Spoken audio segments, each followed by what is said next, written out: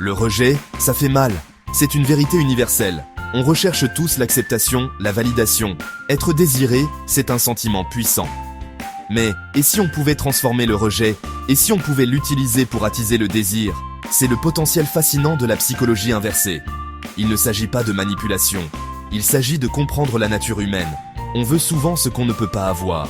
Plus c'est difficile à obtenir, plus ça devient désirable. Ce n'est pas une question de jouer à des jeux. Il s'agit de changements subtils dans notre approche. Il s'agit de devenir plus attirant, non pas par la ruse, mais par une véritable amélioration de soi. Pourquoi est-ce qu'on subit le rejet? Parfois, c'est simplement une incompatibilité de personnalité ou d'intérêt. Mais souvent, ça vient de mécanismes psychologiques plus profonds. La rareté joue un rôle. On accorde plus de valeur aux choses rares, difficiles à obtenir. Une personne qui semble toujours disponible peut devenir moins attrayante. Les mécanismes de défense entrent aussi en jeu. Si quelqu'un se sent insécure, il pourrait rejeter les autres de manière préventive, pour éviter d'être blessé. Comprendre ces facteurs sous-jacents est crucial pour utiliser efficacement la psychologie inversée. Il ne s'agit pas de manipuler quelqu'un pour qu'il vous désire. Il s'agit de comprendre son point de vue et d'adapter son approche en conséquence.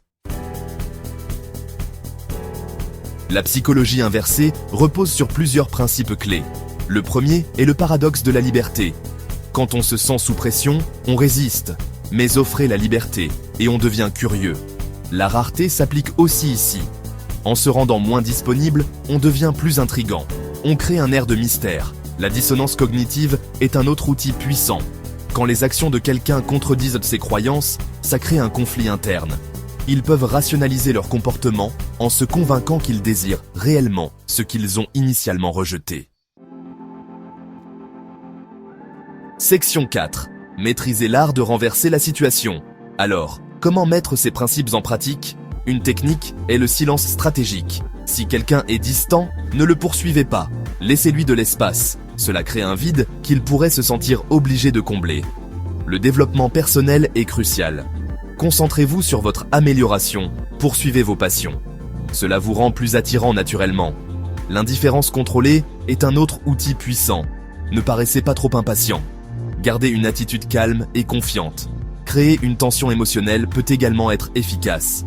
Engagez une conversation taquine et légère. Cela crée une étincelle, un sentiment de jeu qui peut être séduisant. Une jalousie subtile, utilisée avec parcimonie, peut également être efficace. Mentionner d'autres intérêts potentiels peut déclencher des sentiments de compétition. Section 5. Le magnétisme de l'amélioration personnelle authentique. Il est crucial de se rappeler que la psychologie inversée n'est pas de la manipulation. Il s'agit de devenir la meilleure version de soi-même. Quand on se concentre sur la croissance personnelle, on devient naturellement plus attirant. Cultivez vos intérêts, poursuivez vos passions. Cela vous rend plus intéressant, plus engageant. La confiance en soi est attirante. Quand vous croyez en vous, les autres sont plus susceptibles de croire en vous aussi. Soyez gentil, soyez compatissant. Traitez les autres avec respect, même lorsqu'ils ne le rendent pas. Cela témoigne de maturité émotionnelle et de force de caractère. Section 6. L'attraction. Une conséquence naturelle de la croissance. Quand vous adoptez une véritable amélioration de soi, l'attraction devient une conséquence naturelle. Vous n'aurez pas besoin de recourir à des astuces ou à la manipulation. Les gens seront attirés par votre énergie positive, votre confiance, votre passion pour la vie. N'oubliez pas, la vraie connexion vient de l'authenticité. Soyez vous-même, mais efforcez-vous d'être la meilleure version de vous-même. Adoptez le chemin de la croissance personnelle et vous constaterez que le rejet se transforme en désir, non par la manipulation, mais par le magnétisme irrésistible d'une vie bien vécue.